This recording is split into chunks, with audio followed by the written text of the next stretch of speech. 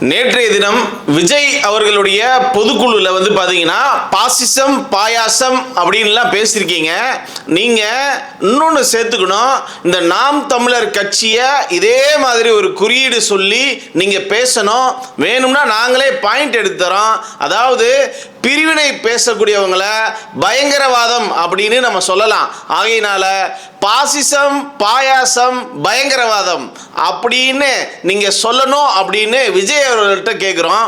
ஏன் அப்படின்னா, அதாவது ஒரு குறிப்பிட்ட சாராரை வந்தேரி அப்படின்னு சொல்லி ஒரு உளவியல் தாக்குதல் நடத்தி இந்த நாடை 2-3 துண்டா பிரிக்கிறதுக்கு வேலை நடந்துட்டு இருக்கு. இதை பயங்கரவாதம் அப்படின்னு சொல்றது தான் சரி.